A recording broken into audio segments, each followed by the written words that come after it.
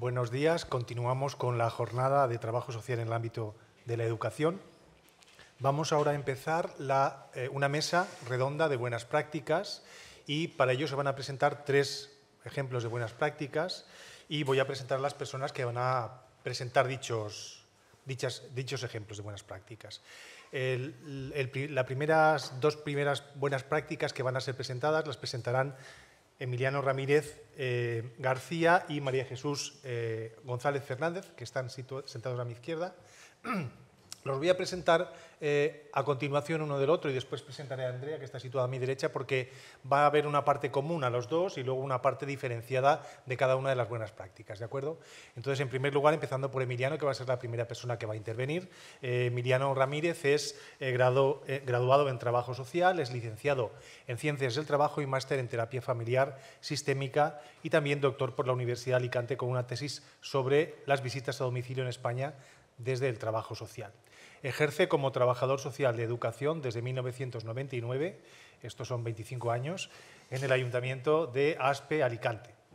Es también terapeuta familiar en el ámbito privado desde hace unos 20 años, acreditado por la Federación de Asociaciones de Terapia Familiar y también es mediador acreditado por el Ministerio de Justicia. Asimismo, es compañero de nuestra universidad, puesto que es profesor asociado del Departamento de Trabajo Social y Servicios Sociales de esta universidad desde 2016.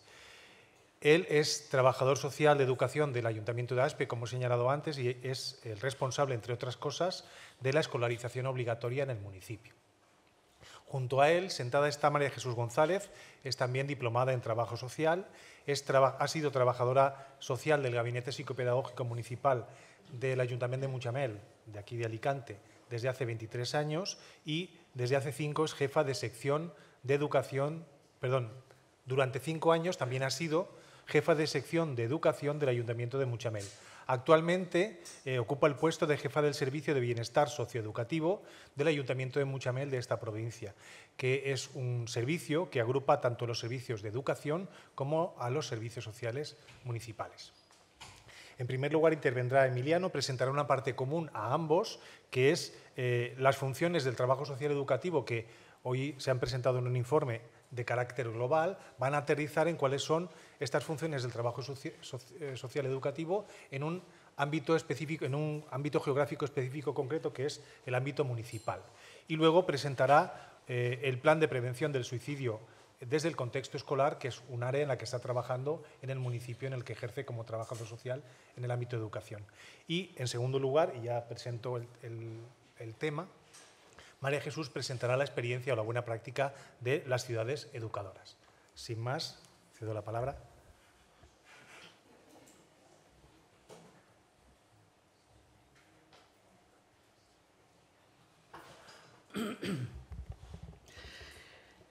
Buenos días a todos. En primer lugar, quiero dar las gracias en el nombre de María Jesús y en el mío propio al Consejo y a la Universidad y al Colegio de Trabajo Social por habernos invitado a estas jornadas y un poco, pues lo que nosotros venimos a hacer es presentar donde estamos trabajando, que como dice Víctor, bueno, pues es un espacio geográfico y administrativo diferente de lo que es el contexto en educación, donde muchas compañeras desarrollan su labor, que normalmente está más vinculado a lo autonómico. Pero antes de empezar, yo quería comentar una cosa. Es que lo han dicho antes 2 personas, lo del tema de referente.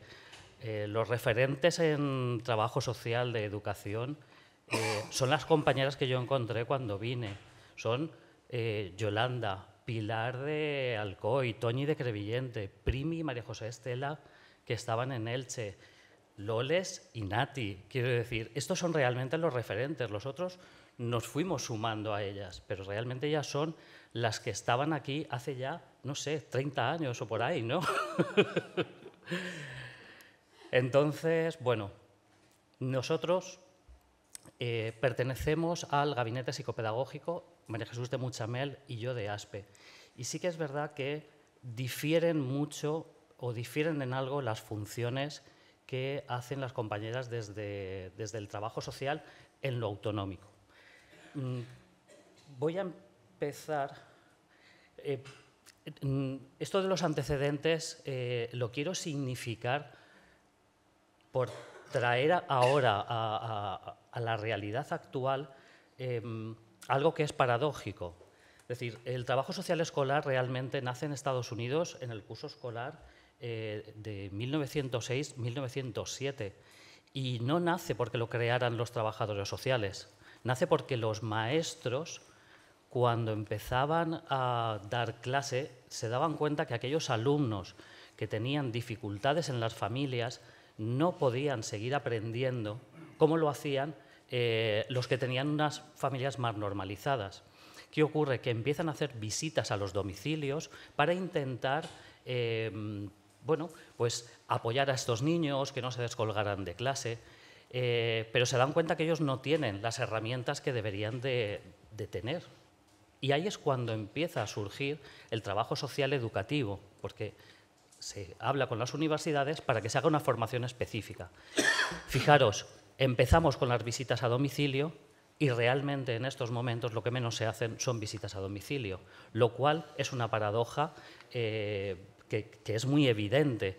¿Por qué? ¿Porque no se quieren hacer visitas a domicilio? No, porque lo que no puede ser es que se tengan las ratios tan absurdas que se están teniendo, por lo menos aquí en la Comunidad Valenciana, en donde 2 trabajadoras sociales tienen que llevar todo Alicante, tienen que llevar Mutxamel, San Juan, Agos.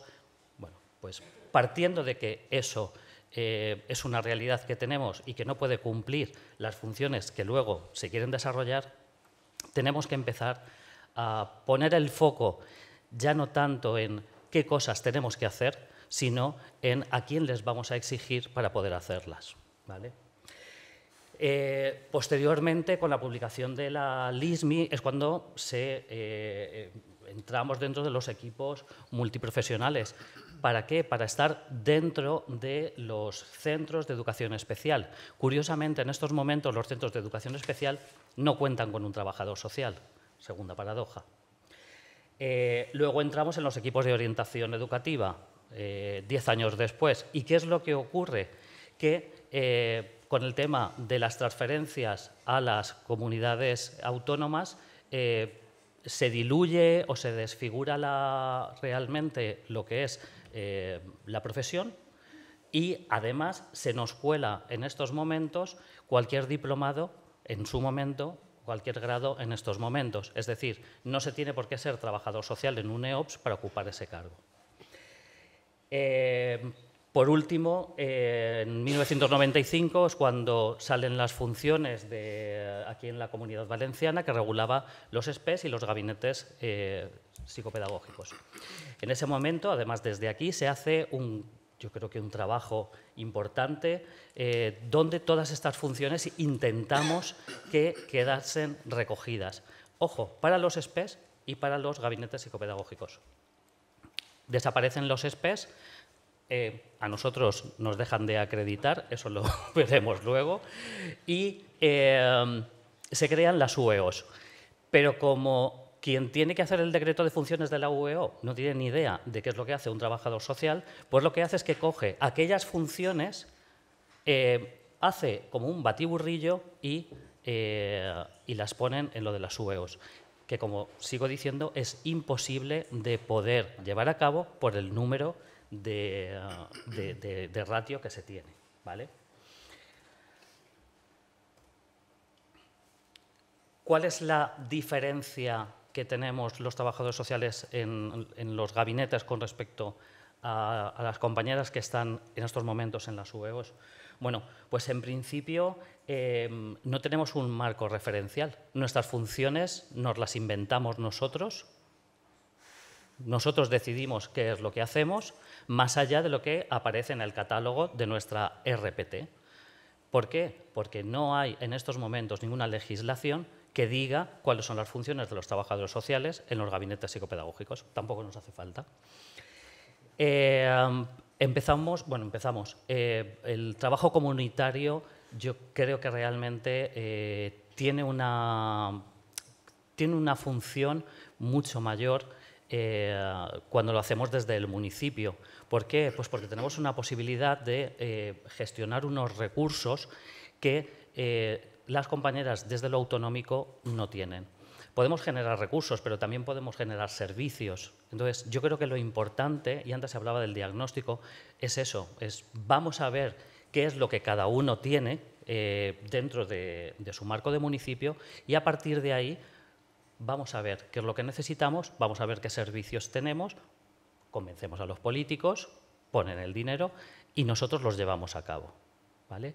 Esa para mí yo creo que realmente es la parte incluso más bonita de las funciones que ejercemos. Se nos dota de una responsabilidad, pues, como es la escolarización obligatoria, como son las comisiones de absentismo escolar, las comisiones de escolarización. En mi caso, concretamente, hemos creado la Junta de Seguridad Escolar, de la que yo soy responsable también. Esta Junta de Seguridad existe en otros municipios y las gestionan la policía. Sin embargo, en Aspe, bueno, se decidió que se llevase a cabo desde educación, puesto que el ámbito de referencia son los centros escolares. Y luego tenemos otra serie de funciones que están relacionadas con el tema del presupuesto, ¿vale? Pues es la gestión del presupuesto en cuanto a hacer el borrador, hacer los pliegos de condiciones técnicas, llevamos los contratos menores, somos los responsables de los convenios, que toda esta parte es más burocrática y más administrativa, pero realmente desde educación podemos gestionar estos recursos que yo decía antes a través de estas herramientas que acabo de nombrar ahora. De una manera muy rápida, las funciones las podemos dividir en aquellas que se abordan desde lo individual, aquellas que lo hacemos por sectores. No puedo hablar de trabajo social en grupos porque no es un trabajo social en grupo como tal, sino que trabajamos por sectores, y la parte comunitaria, que es en la que nos vamos a centrar ahora nosotros. En el tema individual, bueno, pues se hacen las entrevistas con las familias por cuestiones tan diversas como puede ser, pues, el absentismo escolar, por dificultades en el normal desarrollo de la convivencia, es decir, de los chavales que la montan una y otra vez en clase y entonces nos los derivan porque el comportamiento tal. Hacemos también la gestión de monoparentalidad y de familias numerosas. ¿De todo el municipio? No, solamente de aquellos que para poder conseguir una beca escolar lo precisan, no lo pueden... Lo podrían gestionar a través de servicios sociales, pero desde educación lo detectamos antes y les ayudamos a hacerlo y es mucho más rápido. Y además hacemos los informes para comedor escolar, ¿vale? Esto sería un poco, una orientación general, estas entrevistas que están más vinculadas a lo individual. Por sectores, bueno, pues se trabaja con las AMPAs, con los equipos directivos, con los grupos de orientadores, porque sabéis que no hay un trabajador social por centro, pero sí que hay un orientador por centro. Además de que nos chulearon lo del coordinador de convivencia, que eso clarísimamente era una función del trabajador social y en estos momentos los responsables de convivencia, cuando tienen un problema, vienen a nosotros. No porque seamos mejores, no, porque es que son funciones que son auténticas de trabajador social escolar. Y también, de una manera transversal, trabajamos con los otros departamentos del ayuntamiento. Luego, a nivel comunitario, bueno, pues el tema de absentismo escolar, la Junta de Seguridad Escolar que he dicho antes, Ciudad Educadora, que Mutxamel es ciudad educadora, Aspe también, ahora comentará María Jesús en qué consiste. Y yo traigo el programa de prevención de la conducta suicida que estamos llevando a cabo, como podría haber traído otro. Quiero decir, no creo que lo importante sea este programa, que es el que yo voy a explicar. Lo importante es que ante un diagnóstico del municipio de las necesidades que precisa, podemos poner en marcha un programa, en este caso el de prevención del suicidio. Bueno, ¿y por qué desde el contexto escolar? Bueno, pues muy sencillo. Se hace desde el contexto escolar porque de la pandemia aquí vemos que hay un aumento en las intervenciones relacionadas con con la ideación o con la conducta suicida. ¿Desde dónde realmente se observa esto? Bueno, pues en las reuniones con orientación, en esas atenciones individuales que os he comentado antes que hacíamos, de las derivaciones a la USMIA.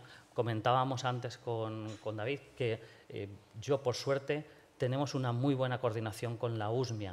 Muy buena coordinación es que podemos coordinarnos 3 veces en el curso. Antes no se daba. Entonces, son 3 veces, pero cuando nos vemos hablamos de todos los casos, podemos hablar de casos puntuales en otros momentos, pero bueno, esa es la realidad. El número de casos con los que coordinamos con los orientadores, como la USMIA y tal, bueno, vemos que aumenta, y ante ese aumento decidimos poner en marcha un programa que pueda dar respuesta a esas necesidades. También hay un segundo factor que es el son imprescindibles. Este fue un proyecto que llevó a cabo la Consellería que consistía en la detección de la ideación suicida en los centros escolares. Pero ¿qué ocurría? Que solamente se hacía detección. Una vez que se detectaba a los chiquitos, le decían al equipo directivo: ahí tienes, búscate la vida. Claro, eso generaba realmente malestar en los equipos docentes, en los profesores sobre todo que tenían a estos chavales, y también en los orientadores, porque se veían de repente con un señalamiento de unos chavales a los que, bueno, no podían atender única y exclusivamente, ¿vale? Todo esto también lo que hizo fue que en este contexto de ciudad educadora, una de las cuestiones que nosotros hacemos es la gestión de actividades que se llevan a cabo en los centros escolares. Empieza a haber una demanda de lo que nosotros llamamos los factores de protección. ¿Cuáles son los factores de protección? Bueno, pues el desarrollar programas de habilidades sociales, programas que mejoren la autoestima. Todo aquello que eran factores de protección empiezan a pedírnoslo al ayuntamiento para que lo hiciésemos en los centros escolares para intentar prevenir esta ideación suicida que ya estaba claro que de la pandemia aquí había aumentado. ¿Cuál es la propuesta que nosotros hacemos? Bueno, pues lo que hacemos es una propuesta que integre institucionalmente a el municipio desde sus instituciones, como es el ayuntamiento, pero también a toda la comunidad escolar. Y por comunidad escolar nos referimos no solamente al alumnado, sino alumnos, docentes y familias. Se crea un plan que se va a llevar a cabo en 3 años con diferentes niveles de intervención. ¿El objetivo cuál es? Pues reducir esos comportamientos autolesivos en los chavales y proporcionar información y sensibilización sobre salud mental.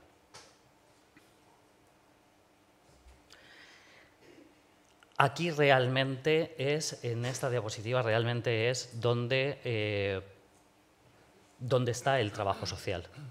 Porque hacer un programa, ya os digo, es fácil. Ahora, gestionar el programa, eso es lo difícil. El grupo motor es la Concejalía de Educación y concretamente es el trabajador social. Empezamos con el tema de las primeras reuniones con los orientadores y donde se hace una primera valoración de la necesidad. Es decir, lo que se estaba detectando, bueno, preguntamos si les parecía bien ponerlo en marcha y cómo. Porque, claro, ellos decían detectar y que luego se quede sin hacer ninguna actuación, no. Sobrecargar a los orientadores sobre el tema de la prevención, tampoco. Entonces, bueno, vamos a ver cómo lo hacemos.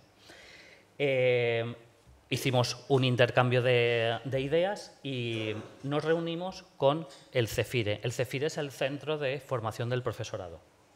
Nosotros le dijimos, bueno, si ponemos en marcha esto, ¿vosotros formáis a los profesores? Y nos dijeron, no. Y nosotros dijimos, bueno, ¿y en qué nos podéis ayudar? Nos dijeron que en nada, hasta que Ahora, en estos momentos, concretamente hace un mes, retomamos de nuevo el tema y nos dijeron que sí, que se encargaban de hacer un plan de formación intercentros, de tal manera que se van a hacer 2 formaciones, una para primaria y la otra para secundaria, y finalmente sí que van a colaborar con nosotros formando ellos a los docentes. ¿Qué es lo que hacíamos con las familias? Bueno, pues dijimos, vamos a hablar con Centro de Salud y con USMIA para ver si realmente ellos, que son más cercanos a las familias, podrían acometer esa formación. Nos dijeron que sí y se está preparando ya la formación, concretamente para... Perdón, la formación no, se están preparando ya las reuniones para ver el programa, cómo se va a llevar a cabo. El tema del alumnado lo hacemos desde educación. A través de Ciudad Educadora estamos creando diferentes programas, diferentes actividades, como os he dicho antes, que son las que lanzamos al alumnado. Desde primaria, haciendo incidencia en sexto por el tema de la transición y hasta cuarto de la ESO. En cuarto de la ESO vamos a poner en marcha una actividad que se llama Darren y Dorian, lo veis ahí, que es un cómic que ha hecho un compañero que es psicólogo y lo que trata es en 4 sesiones, bueno, pues de fortalecer la personalidad, de tomar conciencia sobre sí mismo, es decir, 4 pasos que se van a trabajar con cuarto de la ESO, que a las familias se les va a decir cómo se va a trabajar y que a los profesores también se les va a explicar qué es lo que se va a hacer con estos chavales. Pero todo esto no tiene sentido si no viene avalado por la parte política. Entonces, la primera institución que se hace cargo de esto es el Consejo Escolar Municipal. De ahí tiene que nacer la iniciativa y aprobarla legalmente, iba a decir, bueno, a través de la norma. Después, el Pleno Municipal tiene que aprobarlo también y de esta manera estarían incluidos políticos, familias, inspección educativa y los sindicatos, porque también forman parte del Consejo Escolar. Por último, veis ahí que está la Agencia de Desarrollo Local y Cultura. Son 2 áreas del ayuntamiento que también van a formar parte del proyecto y luego os explico dónde. La primera fase de las actividades con el tema de los profesores, bueno, se van a hacer unas sesiones de acompañamiento y una supervisión en grupo. Y por otra parte, a través de unos talleres se dará esta formación que como os he dicho antes, se hará a través del CEFIRE. Cuando termine el curso escolar, se harán unas jornadas en donde cada uno de los centros que ha participado tiene que exponer de qué le ha servido la formación realmente luego en el centro. Es decir, si ha sido para implementar algún proyecto, si ha sido para meterlo dentro de su reglamento de funcionamiento. Porque sabéis que la Consellería tiene un protocolo para el tema de conducta suicida. Pero cuando tú le preguntas a los centros escolares si en estos momentos hubiese una conducta suicida, ¿quién, con nombres y apellidos, quién se tendría que hacer cargo? Es cuando se ponen a discutirlo. Bueno, pues lo que vamos a hacer es todo esto verlo ya antes para que cuando termine el curso, que se sepa exactamente quién es la persona y quién es la figura que se va a hacer cargo, ¿vale? El tema de las familias, lo mismo, a través de la USMIA y a través del Centro de Salud se van a dar estas charlas informativas y también ponemos ahí una atención psicosocial. Es verdad que ya hay familias que están demandando porque, bueno, pues sí que hay mucha ideación suicida y también mucha conducta. Cuando hablo de esto no quiero decir que estemos detectando la ideación suicida ya directamente con intención de muerte, pero sí que es verdad que cada vez detectamos más niños que se hacen cortes de una manera pues para abstraerse, para evitar dolores mayores, ¿vale? Entonces todo eso se está detectando y los padres necesitan asesoramiento en ese sentido. Y con el tema de los alumnos, ya os lo he comentado, en los programas educativos se crearán espacios de apoyo y finalmente lo que queremos crear es una guía de recursos, pero para que ellos puedan llamar en un momento determinado a aquellas personas que consideren que pueden ser de su confianza, ¿vale?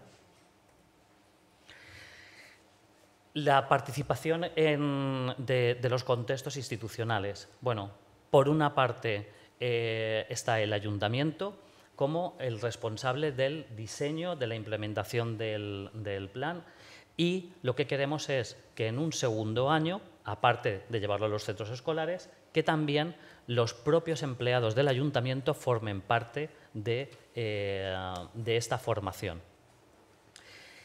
Educación sería el receptor del plan.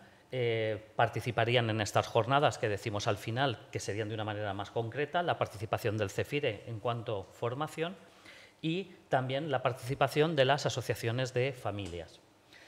Centro de salud, pues van a ser los que van a trabajar con las familias, como ya hemos dicho antes, pero el compromiso que les pedimos es que nos digan de qué manera podemos establecer lo que son protocolos de conexión que sean más ágiles, es decir, que podamos descolgar el teléfono y que podamos hablar con alguien del centro de salud. De momento ya tenemos una persona que va a ser la enfermera escolar. Eso no quiere decir que vaya a estar en el centro, sino que va a ser la referente para los centros escolares. Ya tenemos un número de teléfono donde se puede llamar directamente. Servicios sociales, por supuesto, porque ellos son los que van a tener que ayudar y apoyar a las familias. Y os decía antes que también van a participar la Agencia de Desarrollo Local y Cultura. ¿Por qué los metemos dentro del plan? Porque en un tercer año, os decía antes que eran 3 años, en un tercer año lo que queremos es que también las asociaciones que forman parte del municipio y las empresas que también formen parte de este plan. Entonces tenemos asociaciones de amas de casa, asociaciones de jubilados, bueno, pues quien quiera y quien esté interesado también nos podemos acercar y darle esta formación, ¿vale? ¿A qué población lo dirigimos? ¿A qué población lo dirigimos? Vale, pues en estas 3 etapas, que son los 3 años, la primera sería dedicada a educación, la segunda, educación y ayuntamiento, y la tercera, educación, ayuntamiento, asociaciones y empresas. Por último, se van a hacer unos indicadores de evaluación, se establecen unos indicadores de evaluación cuantitativos y cualitativos para ver al final de cada uno de los años y al final de los 3 años, bueno, pues la incidencia que ha tenido el proyecto. En principio, bien. Os decía antes, en principio yo os presento esto, que es el plan que nosotros hemos puesto, pero que no es lo importante, que lo importante es que ante una necesidad detectada somos capaces de poder poner en marcha programas, gestionar con toda la comunidad educativa y además también del municipio lo que son los planes integrales, que realmente son los que finalmente tienen efecto. Y muchas gracias y paso el turno entonces a María Jesús.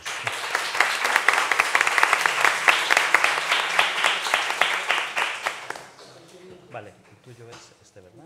¿Es ese? Power, creo, porque no sabría en PDF. Pero es este, ¿no? Sí, vale.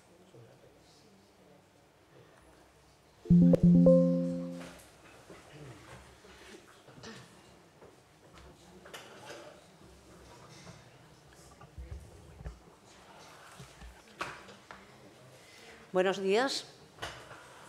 Dar las gracias al Consejo por haberme invitado. Es para mí un privilegio estar aquí y lo que voy a exponer realmente es mi experiencia. Llevo en educación 30 años. Voy a cumplirlos ahora. Y... No, ¿cómo? Que no te he nombrado antes. Ah. Llevo 30 años y realmente mi aprendizaje ha sido muy, muy grande.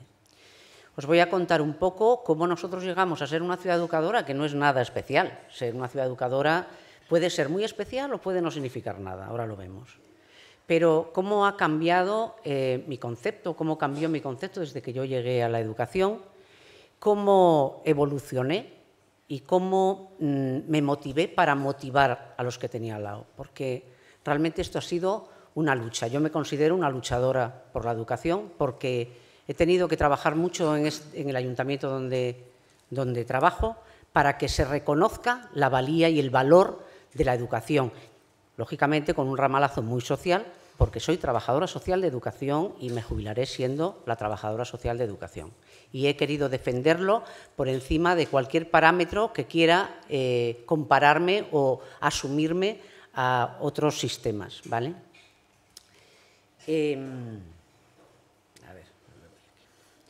Vamos a ir a los antecedentes.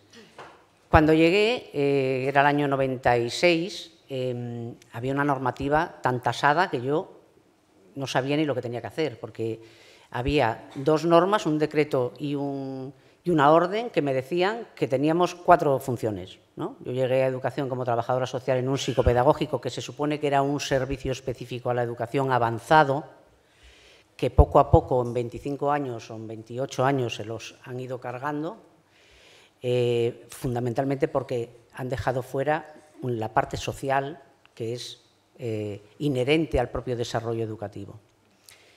Me encontré con unas mínimas competencias, no podíamos hacer gran cosa, la verdad, una falta de autonomía y, por lo tanto, de financiación. Es decir, la educación, no es que estemos reivindicando ya el trabajo social en educación, estamos reivindicando el espacio de la educación dentro de los municipios. Un sitio de máxima proximidad, no tenemos competencias, no tenemos financiación, no tenemos dinero y estamos al amparo de que el político de turno crea o no crea en lo que propones o en lo que consideras que debe de ser las directrices o las líneas educativas que hay que seguir en el pueblo. Las intervenciones, pues como bien comentó Emiliano antes, que lo hizo perfectamente, pues se limitaban pues trabajo de familia, trabajo de caso, escaso trabajo de grupo, aquellas escuelas de padres que hacíamos, cafés escolas, que eran muy divertidas, pero y casi ningún trabajo comunitario. Medidas de compensación, cuando nos encontrábamos con un problema en la escuela no teníamos con qué responder. Los servicios sociales pasaban de todo. O sea, porque los servicios sociales, cuando tú hablas con los servicios sociales hace años, cualquier cosa que le apelabas de educación, que le decías hay que resolver, no es nuestra competencia. Y la administración autonómica no te ponía ningún medio para poder resolver lo que tú entendías que podía ser una necesidad educativa. Hablando desde el prisma y la proyección social.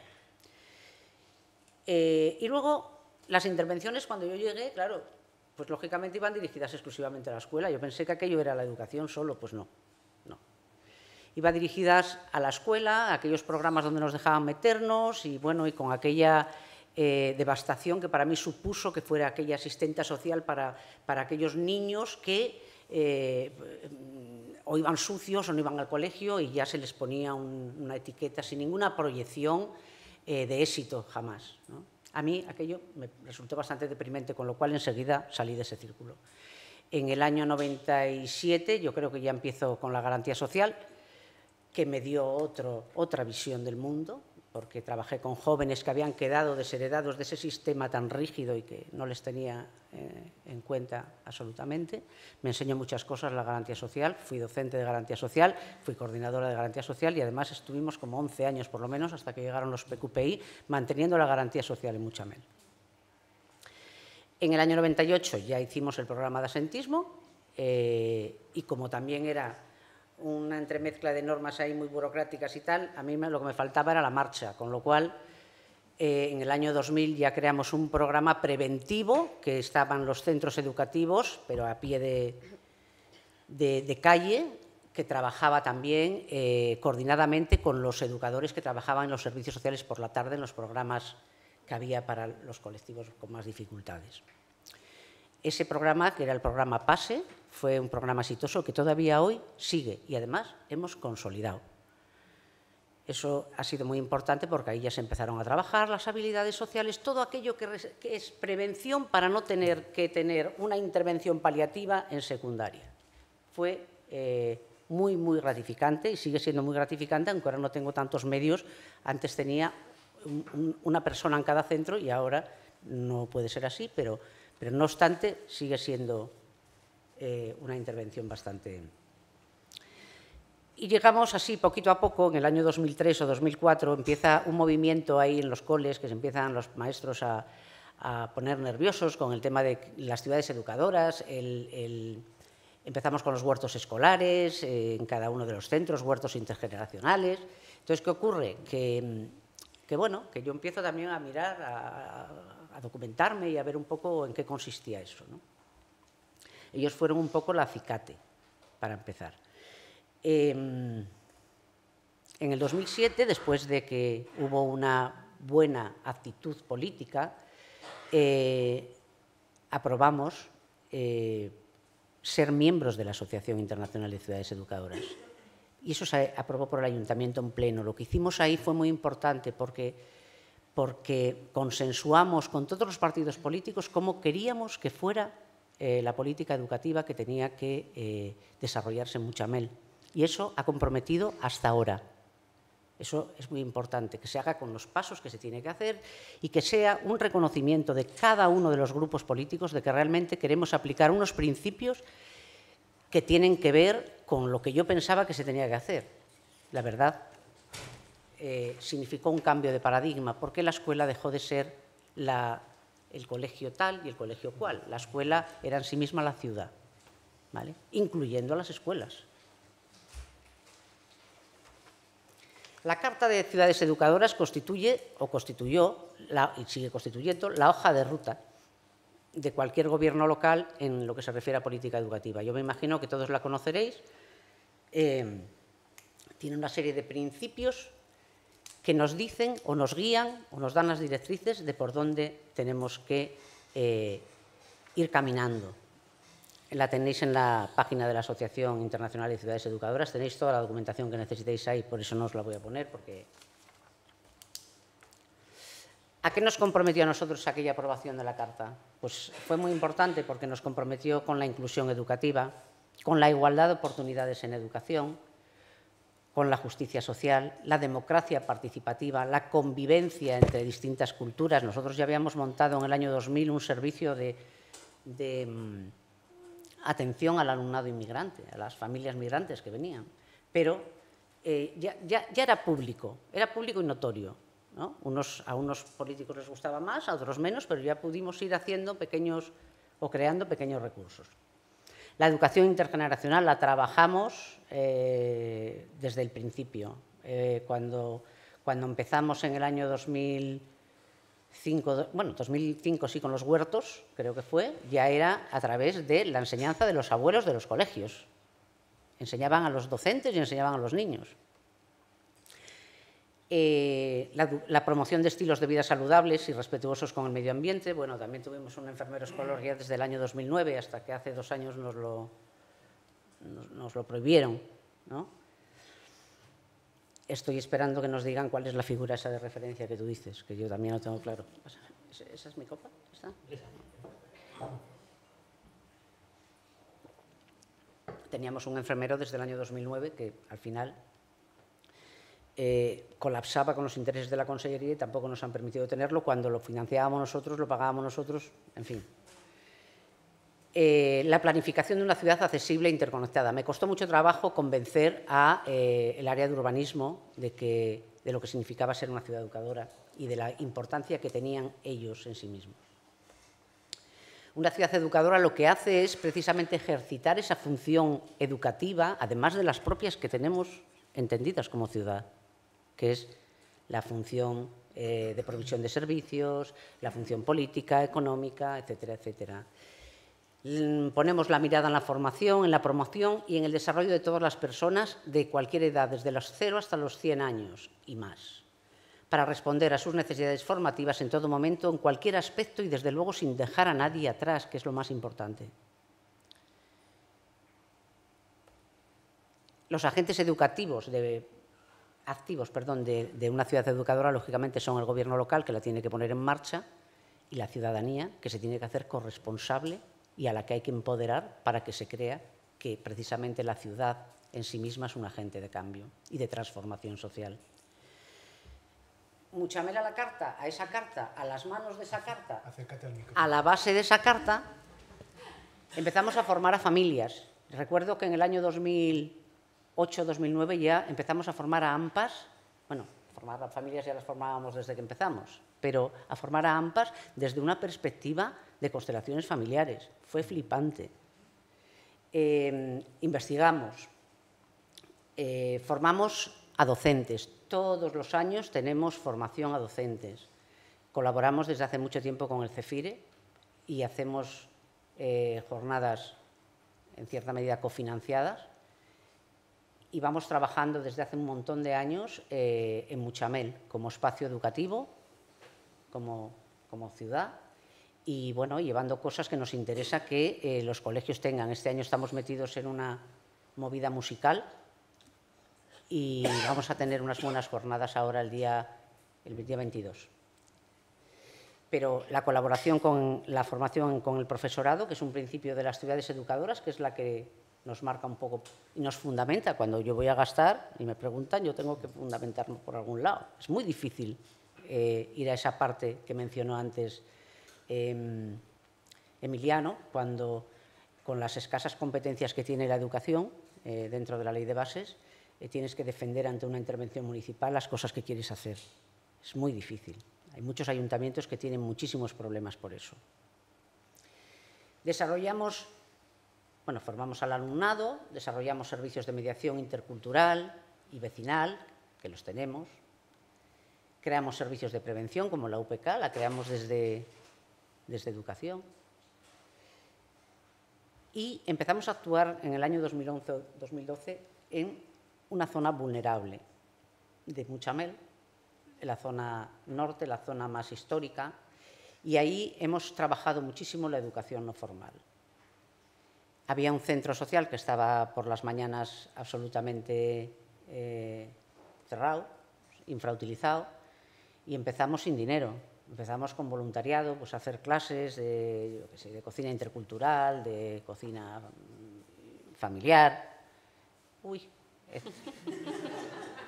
En fin, hicimos muchísimas cosas en ese centro, yoga, era un espacio de convivencia, mindfulness, reciclaje. La verdad es que a mí es lo que más enamorada me tiene de la parte profesional.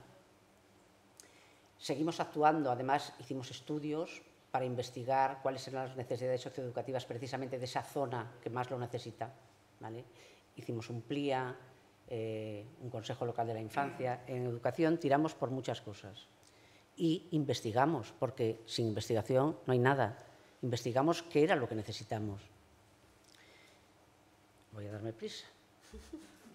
Muchamel educa, si Muchamel como pueblo educa entendiendo la escuela como un motor más de la educación. Se utiliza, como bien dijo Emiliano, como un ámbito privilegiado para detectar necesidades y nos hace que nos podamos adelantar a esas necesidades y nos hace que podamos crear los recursos que puedan paliar o atender esas necesidades. Eso es lo bueno que tiene. Estamos en constante promoción de programas y recursos desde los distintos departamentos, tal como bien dijo él, que eso es lo más importante también. Ese concepto transversal que ha costado tanto meter ahí a presión a los compañeros de todas las áreas que intentan ser, pues como todo el mundo, protagonistas de su propia historia, pero hay que ir a un estadio superior y superar ese interés. Nos hizo falta formar al staff del ayuntamiento y yo pedí una formación a la Carta Diputación para que nos enseñaran a trabajar desde la transversalidad, porque si no, no íbamos a poder avanzar. Bien. Muchamel educa conociendo las posibilidades educadoras que teníamos y, desde luego, detectando las deseducadoras, poniendo en valor la educación formal, no formal, informal, y concienciándola y empoderando a la ciudadanía, que son agentes educadores de primer orden. Hicimos un diagnóstico educativo de Muchamel, valoramos las dificultades, fuimos conociendo las herramientas de la transversalidad, creamos el departamento, porque tampoco hay departamentos de educación en los ayuntamientos, estamos ahí situados. Y eso fue una pelea, hasta que en una RPT tiene que aparecer un departamento de educación. Un departamento, llámalo como quieras, pero tiene que aparecer. Nos convencimos de que sin participación no podíamos avanzar, y eso es por el ensayo y el error, de los errores que hemos cometido, y potenciamos ese carácter transversal de la educación, empoderando a la ciudadanía. Nos hablamos y, lógicamente, nos entendimos mejor. Consolidamos programas compensatorios, os invito a que los conozcáis. Todo lo que es la guía educativa o socioeducativa está en la página web del Ayuntamiento de Muchamel, y aquí creo que os puse un enlace, porque todas las áreas que tienen incidencia en la comunidad educativa o en educación programan anualmente en lo que es una programación general del Ayuntamiento, que refrendamos en el Consejo Escolar Municipal para que ellos lo metan en su PGA y sea de cumplimiento, ¿vale? Eso es muy importante, Emiliano también lo hace. Bueno, desde el Ayuntamiento está guía, y lo que sabemos seguro es que tenemos mucho por hacer en educación, que llegaremos a tener ese proyecto educativo de centro que realmente nos es imprescindible, de ciudad, y que queremos hacerlo sin excluir a nadie, contando con la voz de nuestros vecinos. Pero si me dejáis, yo me gustaría leeros una cosa, un articulito. ¿Puedo? ¿Me da tiempo? Cortito. Corto. Esto fue de otra experiencia de Ciudades Educadoras, porque es muy gráfico. Yo cómo viví las cosas en aquel momento, esto me parece que era el año 2009, y era un artículo que publicamos en una revista Cosiánima que hacíamos en el Ayuntamiento. En esta ciudad se construye desde hace tiempo una escuela cuyos cimientos son tan amplios que abarcan su territorio, sus paredes tan porosas que dejan pasar el aire y están en continuo intercambio de ideas, de conocimientos, de sueños y de proyectos. Su distribución sería cambiante, moldeable, dinámica, con contenidos distintos según lo necesiten sus compartimentos, influenciándose todos ellos, corresponsabilizándose al fin y al cabo en el resultado. Este es el concepto, la idea elevada a la infinita potencia que cada uno de sus ciudadanos quiere aportarle a su diseño. Mientras se disfruta de la ciudad, el cuadrado se eleva a su enésima potencia, y mientras se corrigen sus desequilibrios e injusticias, este roza el infinito. Nuestro pueblo tiene todo lo necesario para su desarrollo en crisis y sin crisis. Hay un horizonte que alcanzar. Muchamel es en sí misma una amplia escuela sin fondo ni techo. Cultura, educación, igualdad, servicios sociales, urbanismo, etcétera, etcétera. En cada una de estas áreas, discretos pensadores públicos crean infraestructuras, servicios alternativos para el ocio, espacios seguros, y todo esto con recetas basadas en la mezcla creativa de normas, de recursos disponibles, de conocimientos y de creatividad, intentando responder a las demandas de los habitantes de este pueblo. Gentes, todos ellos, con gustos diferentes, biografías distintas y con multitud de maneras de ver la vida. Por tanto, si dispensamos servicios y estructuras para ellos, hay que conocerlos. Habrá que saber cómo piensan, cómo viven, cuáles son sus carencias y cuáles son sus fortalezas. Necesitamos conocer cómo se relacionan entre ellos y con nosotros, si sus demandas nos llegan fácilmente, si nuestro trabajo es conocido, si somos accesibles o tabiques de indiferencia e ignorancia nos separan. La ciudad educa si los que la pasean, los que sienten día a día sus acompasados o enfermos latidos están presentes en su funcionamiento, si son parte activa de su potencial educador, superando la posición de mero crítico espectador, reconociendo y haciendo efectivo su protagonismo en el desarrollo local. A partir de ahí empezamos a educar, a valorar, a analizar las casuísticas y las consecuencias de nuestros hechos u omisiones. A partir de ahí podemos empezar a trabajar transversal y corresponsablemente a construir Muchamel como una escuela inclusiva, amplia y maleable donde cabemos todos.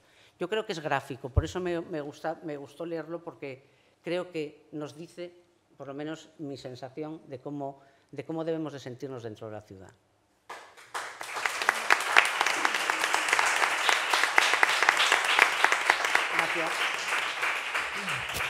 Muchas gracias a Emiliano y a María Jesús por su intervención. Lamento el ingrato papel de tener que cortarte. Y ahora voy a presentar a la tercera persona que va a presentar una de las experiencias, que es Andrea Lago.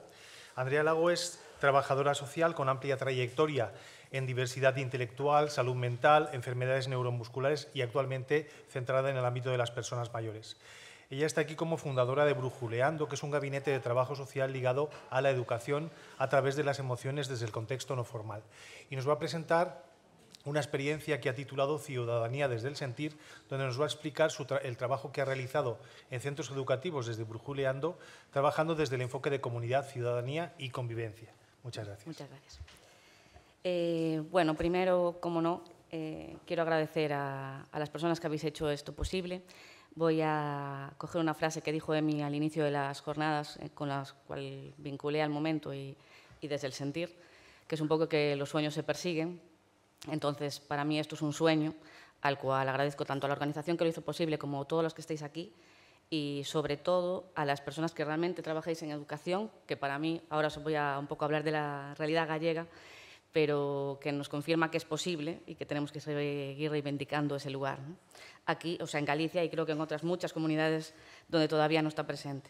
Entonces, bueno, para mí esto es que los sueños se materializan, no solo se persiguen. Entonces, eso quería empezar así. Bueno, un poco representar la realidad gallega. Ahora mismo no contamos con figura de trabajo social educativo dentro de la comunidad. Durante años estuvimos representados en los equipos de orientación específica, con la reciente jubilación de la última trabajadora en activo, cual no sabemos todavía cómo se va a amortizar ni cubrir.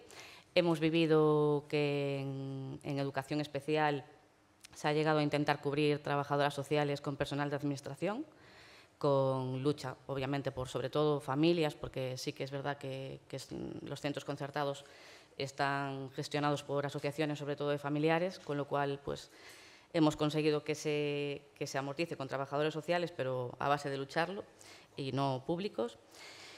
Y bueno, pues con poco apoyo de la Administración, creo que es visible, y dentro del Colegio de Trabajo Social de Galicia tenemos un grupo de educación, del cual formo parte, y como hablaba también, pues hay que representarnos en los colegios y luchar por esa línea estratégica, y bueno, que parezcamos en apoyo en la agenda política y seguir. Bueno, pues dentro quiero explicaros un poco, porque sí que igual es algo diferente el proyecto que llevo a cabo, porque sí que es una iniciativa privada, quiero especificarlo. Pues como huérfana del sistema que en su momento me siento, no estamos presentes, inicio pues, la creación de Brujuleando, que es un gabinete de trabajo social privado desde el emprendimiento. Todo empieza porque, bueno, aparte de trabajo social, soy madre, con lo cual me siento como familia, que hay ciertas necesidades que detecto que no se están cubriendo y empiezo a trabajar de forma voluntaria. Esto me lleva a repensar que a veces el voluntariado pues, está cubriendo, ¿no?, parte de que no estoy de acuerdo, que debe presentar, ¿no?, la Administración pública. Pero por el camino digo, bueno, tendremos que hacer algo. Entonces empecé a trabajar pues desde el Gabinete de Trabajo Social Brujuleando con dos proyectos. Uno que es el Espacio Sin Juzgar, que está pensado para la comunidad educativa, tanto personal, es abierto para el personal docente, no docente, familia y alumnado, pues desde charlas, acercamiento de recursos, esa prisma comunitaria, eso siempre lo tuve presente en todos los proyectos que hacemos, donde, pues, por ejemplo, hay recursos al alcance desde la asociación, el tercer sector, que a veces llegan a las familias tarde porque no hay esa coordinación. Entonces, bueno, pues desde hacer charlas que acercaban a recursos hasta, bueno, pues un espacio de desahogo en la crianza. Y otro proyecto, que es el que voy a hablar, que se llama Emociones y Diversidad, ligado a la educación no formal e informal a través de actividades extraescolares. Entonces, bueno, lo primero que me encontré pues es falta de recursos por parte de la Administración pública, los cambios en la crianza, el ritmo frenético al que estamos, el sistema capitalista donde se prima la productividad, no tanto el pensar las emociones y cómo nos sentimos, sino qué hacemos, a dónde vamos. Comportamientos de riesgo que, bueno, lleva saliendo en todas las jornadas. Sí que las altas tasas de suicidio, intento autolítico, autolesiones, prácticas de sexualidad con alto riesgo, desmotivación escolar, abandono escolar, fracaso, crisis de modelos familiares que dan lugar a nuevos modelos, ¿no?, que hay que explicar también y dejar un espacio para que el alumnado explique sus situaciones. El aumento de situaciones de acoso escolar que se ve agravado con el uso de las redes sociales, que nos encontramos también que las familias pues, no tienen habilidades en las nuevas tecnologías, que hay que formarlos. Inicio de problemas de salud en edades precoces. Aquí sí que, bueno, como decía, sí me considero experta en salud mental después de 7 años acompañando a personas con dificultades o problemas de salud mental grave. Y sí que es verdad que hablaba con David que se ven muchos casos de ansiedad, de depresión, pero también de trastorno mental grave, psicosis, esquizofrenia, y cada vez más precoz. O sea, yo puedo hablar en el Hospital de Vigo tenemos las salas llenas de brotes psicóticos. Estamos hablando 12, 13, 14 años. Consumos precoces de THC que provoca que su cerebro no está preparado. Hay que trabajar la prevención, que es el gran olvidado. Y a veces llegamos tarde, porque llegamos al instituto y queremos, pues, de repente, meter todo forzado. Hablamos de sexualidad, drogas, adicción. Esto hay que, desde que nacen, tiene que ser de manera transversal. Y un aumento de diversidad en el aula, que luego explicaré un poco cuáles, ¿no? ¿Qué hace que nuestro enfoque del trabajo social, ¿no?, aporte cosas diferentes? Pues percibimos conductas conflictivas que perturban la convivencia escolar, como el maltrato escolar, acoso o ciberacoso. Detectamos desajustes familiares, que a veces pues, se ven las conductas que se están haciendo el desajuste, pero no se ve el por qué. Pues malos tratos en casa, violencia, desprotección, negligencia. Favorecemos una participación familiar en centro educativo y familiar, que a veces pues, es necesaria una mediación, que a veces falta esa figura. Favorecer un buen funcionamiento e integración de alumnos con necesidades educativas especiales, dar a conocer recursos que existan en el entorno, como comentaba antes, porque a veces pues, llegan tarde, o gabinetes que pueden colaborar. Y otra premisa que lleva saliendo absolutamente todas las jornadas, que es coordinar todos los sistemas que intervienen en el bienestar del alumnado, ¿no?, el sanitario, educativo, servicios sociales. Vale. ¿Qué podemos evitar con nuestras intervenciones? Pues la soledad no deseada, que aunque a mí me choca mucho, pasa y pasa cada vez más en la infancia y en la adolescencia. Se sienten solos, que luego conlleva pues, a otras conductas, ¿no?, de riesgo. Las dificultades de la gestión de emociones, que lo trabajamos de manera transversal, pero luego lo comentaré, es un discurso que es en vacío. Disminuimos el absentismo, disminuimos el acoso, las adicciones, ese riesgo, la violencia, fomentamos una comunicación no violenta, otras formas de expresar. ¿Cuáles son los principios básicos con los que intervengo? Pues lo comento 1000 veces. Para mí, la conciencia crítica, no educar en discursos en vacío. De repente, igualdad de género, y damos charlas de sensibilización, pero luego cuando rascas un poco no hay esa conciencia, no llega. Es algo que escuchan, asienten, pero no comprenden. Por eso empecé a trabajar un poco desde el sentir, ¿no?, que tienen que sentir realmente. Y lo que pasa a través del juego, lo que pasa a través de los sentidos, de lo sensorial, perdura más en el tiempo. Entonces, trabajar la conciencia crítica y la tolerancia a los demás desde pequeños. Diferenciar la empatía desde la empatía. Es un término que siempre les explico. A los niños les decimos, hay que ser empáticos, hay que entender a los demás. Sí, pero con una distancia emocional, que es lo que aporta la empatía, ¿no?, que no los haga sufrir. Porque luego también nos encontramos niños altamente sensibles, que lo que provoca es que si son muy empáticos, muchas veces sufren más. Entonces, tenemos que trabajar también que tengan una distancia emocional que les permita salvaguardarse. La corresponsabilidad social es otro valor que lucho y trabajo mucho, ¿no?, tanto el profesorado como el alumnado, como las familias. Todos somos corresponsables con lo que pasa en nuestra ciudadanía.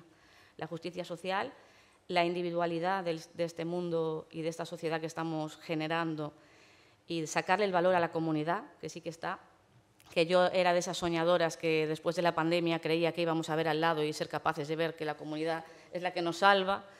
Sigo siendo soñadora y utópica y me moriré así, y sí que creo que somos capaces, y hoy lo estamos viendo, que sí que hay comunidad.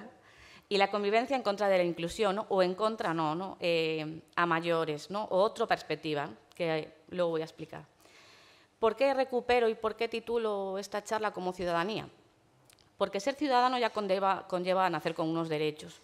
Entonces, con el alumnado que trabajo desde los 3 años hasta los 16. Siempre hablo de la ciudadanía. Al final, tu lugar en el mundo, el lugar que ocupas, no tienes los mismos derechos en el lugar en el que vives, en el que naces. Entonces, bueno, es importante también saber la realidad y toda la lucha anterior que nos conllevó a estar donde estamos ahora. Porque tengo la sensación muchas veces que no lo saben. Damos por hecho que tienen que saberlo y no lo saben. Y me encuentro adolescentes que dan por hecho cosas que no saben que hace 20 años no era así. Entonces, para mí es importante que sepan cuál era la historia y lo que se ha generado, lo que se ha conseguido, y que esa lucha siga y que lo mantengan y a poder ser que los aumenten. Fomentar esa visión más global. Poner el foco en lo comunitario y no en lo individual.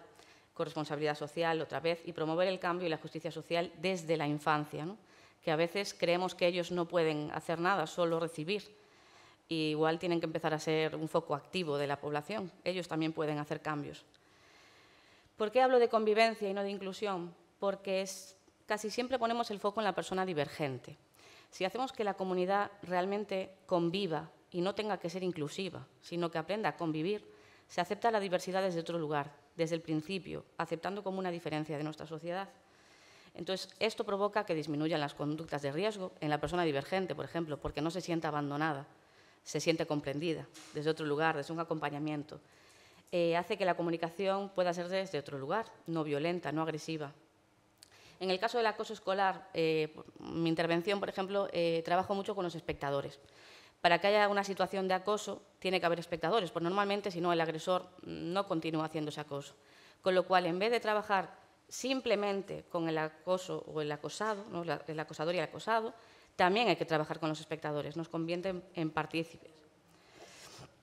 Esto conlleva, voy bajándome poco a poco, no sé. Esto conlleva también que, aunque digo que la intervención tiene que ser comunitaria, no podemos olvidarnos tampoco del individual, o sea, esto no es excluyente, ¿no?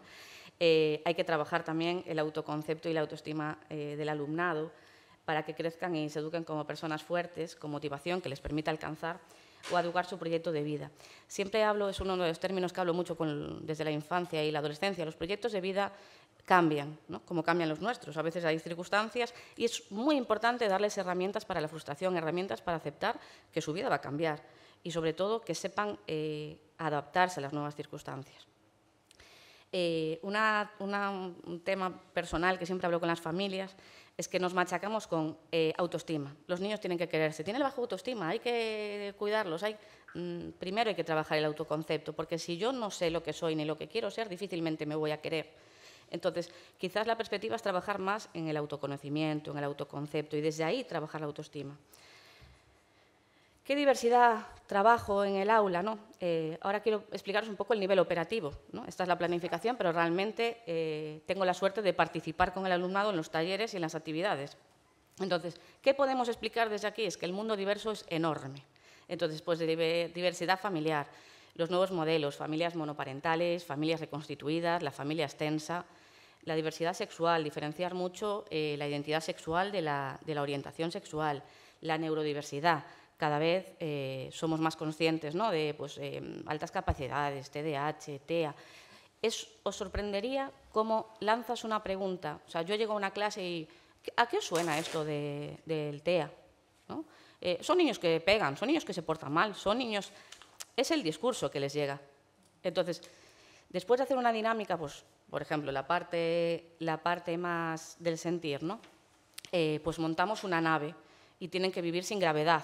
Entonces tienen que ir a otro ritmo, ¿no? Ir más despacio. Y cuando acabamos esa sesión, igual de 10 minutos, yo les pregunto, ¿cómo os habéis sentido después, ¿no? Ir en contra de tu ritmo vital, ¿no? Que tengas que coger un libro en cámara lenta. Entonces, desde ahí es, por ejemplo, cuando explico el TDAH. La realidad es esa, ¿no? Es vivir a un ritmo diferente al tuyo. Los niños comprenden a sus compañeros desde otro lugar. Ya no es entender lo que es el TDAH, sino comprender y acompañar. Entonces, sí que puedo... No me voy a dilatar mucho, pero bueno, sí que podremos trabajar muchísima diversidad que hay en el mundo, tanto como personas existimos.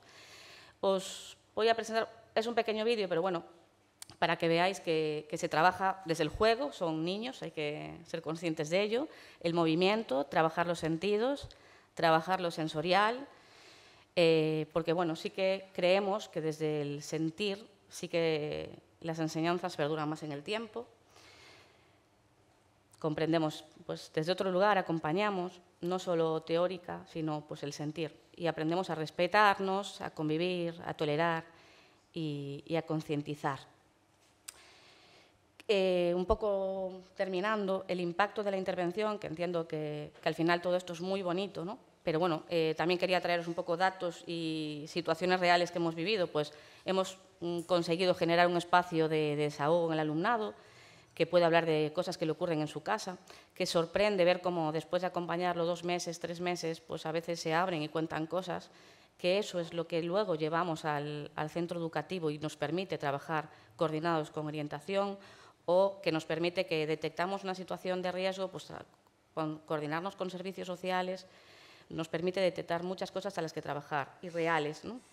Ha mejorado el clima de centro y familias, que también es algo que nos encontramos, ¿no?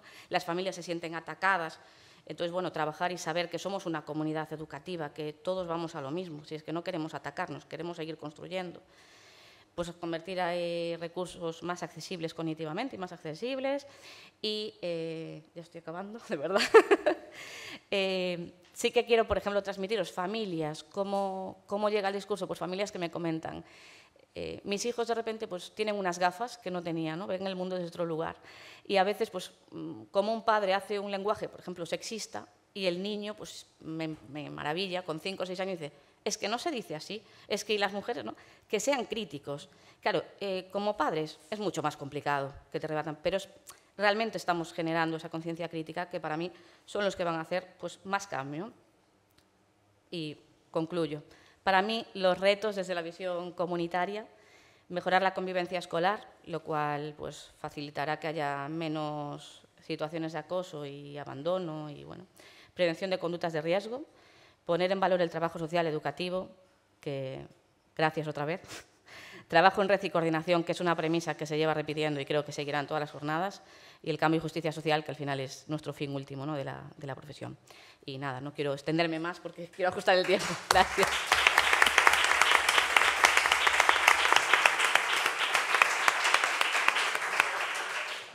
Gracias, Andrea. Abrimos ahora un turno de palabras de unos 10 minutos, de preguntas, intervenciones, comentarios, tanto para las personas que estáis aquí como las personas que están online. Vale.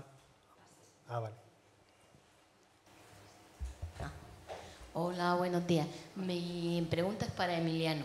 Es que no sé si es que estaba yo un poco desatenta o no, pero has comenzado a hablar, me gustaría que fueras como a la primera transparencia tuya, donde estabas contando un poco la historia y el final te has puesto a hablar ya cómo es en Valencia la educación, o sea, pero hablaba con siglas, VP, no sé qué, entonces claro, yo supongo que la mayoría de la gente que estáis aquí sois de esta comunidad autónoma y entendéis, pero yo que vengo de fuera es que no sabía de lo que estaba hablando. Me parecía todos los objetivos y funciones súper interesantes, pero no las he ubicado. Entonces, si te parece, por favor, explícame la base esta de la pirámide que ha hecho y cómo se llaman a esos equipos y un poco, explícamela, por favor, que me interesaba conocerla. Gracias. Perdón. Me refería a las UEOs. Cuando desaparecen los SPEs, que son los servicios psicopedagógicos escolares, se crean las UEOs, que son las...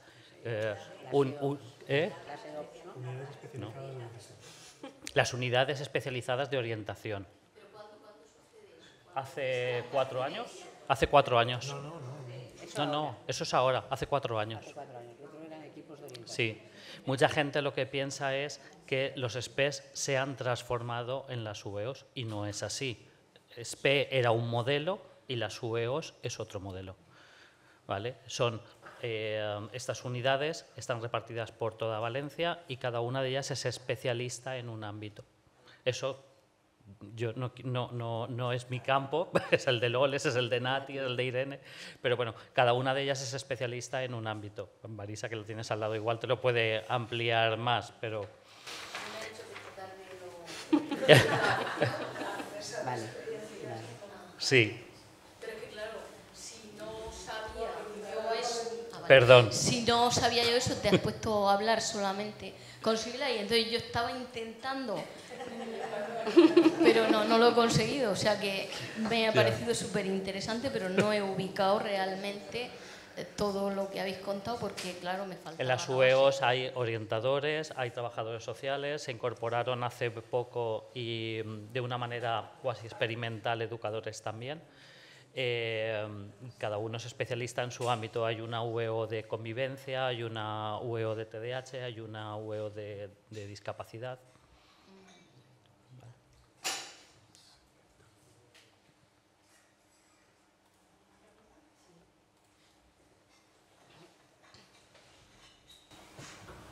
Bueno, yo lo primero que quiero es daros la enhorabuena a la mesa. Me ha gustado muchísimo la experiencia de Brujuleando, muchísimo, ¿eh? Y una pregunta para Emiliano y para María Jesús. los municipios donde estáis, ¿qué color político tienen? En la financiación de esos proyectos es solo municipal. Percibo que María Jesús tiene más proximidad de incidencia con los políticos del territorio. No lo sé. Es decir, hay una parte de pedagogía desde lo que es el trabajo cotidiano y diario que es muy importante. Y en ese sentido también quiero agradecer siempre el trabajo y el apoyo de Marisa Saavedra, que ya estuvo en política y que sabemos muy bien que a las profesiones, en este caso a esta profesión, se nos escuche, y desde ahí, quien lo decía, que nos hablemos para reconocernos, ¿no? Pues esto es muy importante. Entonces, sí. Un poco que contéis. ¿Empiezas tú? Mira, yo desde el principio, yo he pasado por varios colores, pero con el mismo discurso. Y es verdad que nos hicimos ciudad educadora y se me respaldó mucho con un gobierno socialista, pero también es verdad que se mantuvo en el tiempo y es más, llegado un momento que yo llevo ya 12 años con un gobierno, 12 o 13, no me acuerdo, del Partido Popular, tengo que decir que me subieron el presupuesto muchísimo. Lo importante es el convencimiento que tenga el político de lo que está haciendo. Es más, el que fue concejal de Educación 12 años, hoy es el alcalde. Quiero decir que la educación da para mucho, da para mucho. Lo que hay es que parar y escuchar. ¿Vale? Entonces, yo no he tenido problema con ningún grupo político. Bueno, con alguno tengo ahora, pero quiero decirte, pero vamos, ni mención. Y siempre me han dejado trabajar, hombre, de una manera responsable, lógicamente, pero me han dejado trabajar, bueno, con libertad. Yo nunca me he sentido acosada o presionada por un color político u otro. También es verdad que el discurso es un discurso para todos, ¿eh? Ahí cabemos todos. Luego ya otras cosas, hay cosas que me gustan y cosas que no, pero por el cargo estoy donde estoy. La financiación, mira, la gran parte de la financiación es propia del ayuntamiento. Ahora es verdad que yo, ave que vuela la cazuela, subvención que sale, pillo. Yo tengo subvenciones para programas extraescolares, para el CLIA, para programas como de refuerzo educativo. Yo tengo subvenciones de todo lo que pillo, de corresponsables, de todo lo que pillo. O sea, porque hay que meter dinero a las arcas, porque esto va a llegar un momento en que me van a decir, para. Entonces, lo que hay que hacer es consolidar. Y voy haciéndolo así. Cuando ya una cosa se hace necesaria, ya no te la quitan. Los políticos no quieren quitar, ¿sabes? Entonces es un poco eso, es ese juego. Sí. Bueno, un poco en la misma línea que ha dicho María Jesús, en el momento en el que tú logras convencer a la parte política está contigo, porque algo que ha creado el que estaba antes, el político no lo va a quitar. En estos momentos en ASPE está Izquierda Unida. Lo que pasa es que ASPE es un poco especial también en ese sentido. Solamente hemos tenido una legislatura al PP. Todo lo demás han sido PSOE y Izquierda Unida. Yo, en relación a lo del tema del presupuesto, no hemos tenido nunca ningún problema ni con unos ni con otros. La financiación nuestra es prácticamente toda municipal, excepto, por ejemplo, el apoyo escolar, que viene subvencionado por la Consellería y ¿qué era lo? Y el corresponsables, que con eso hemos puesto en marcha las escuelas matineras trabajando con igualdad. El dinero se lo daban a la gente de igualdad, pero claro, la puerta de entrada a los centros escolares somos nosotros. Entonces. Muy bien, la última pregunta o comentario. Gracias, felicidades por la mesa, porque creo que ha sido súper rica e interesante y nos da mucho para pensar, ¿no? Yo, nomás una pregunta a lo de las ciudades educadoras, porque yo recuerdo cuando empezaron los proyectos de ciudades educadoras, Barcelona es una ciudad educadora, y había como una coordinación entre estos proyectos. En este momento, nomás quería saber si continúa. Sí, sí. Porque, por ejemplo, allá ahora no se habla, oigo menos, lo de ciudad educadora, y oigo más planes del entorno, educación 360, otro como ampliando o concretando, no sé si dentro de los mismos. Seguimos, siguen, de hecho, se sigue coordinando a nivel estatal. Se sigue coordinando, sigue habiendo redes temáticas, vamos, son una fuente inmensa de conocimiento, poniendo en común, tenemos en común todas las ciudades que estamos asociadas, las experiencias. Y sí, sigue igual. Lo que pasa que, bueno, hay una evolución, lógicamente. La carta se renovó, la carta se ha ido renovando. La última renovación fue en el año 2004 y luego pues es que entramos en paradigmas que están muy relacionados con la Agenda 2030 la gran mayoría de las ciudades se han hecho amigas de la infancia, han dejado un poco atrás el tema de la ciudad educadora, pero yo sigo confiando en lo mismo, intentando ser también ciudad amiga de la infancia, que no lo somos, estamos esperando el sello CAI, pero con todo hecho. Pero no, sí que sigue siendo un movimiento muy importante, fundamentalmente porque aglutina experiencias a nivel mundial y es muy fácil tener la información y la documentación. Prácticamente en educación está todo hecho. Está todo hecho. Si te pones a mirar y a investigar, y además es tan fácil, porque es un foro tan fácil para disfrutar de ello, que ¿cómo no vas a tener ideas? Están todas ahí. El día 30, el 30 de noviembre es el Día de las Ciudades Educadoras. Muy bien, muchas gracias. Pues damos por concluida esta mesa. Muchas gracias a las personas participantes por las intervenciones. Y vamos ahora a pasar a un coloquio que tenemos que hacer un poquito el atrezo, arreglar el atrezo de la mesa y pasamos al coloquio.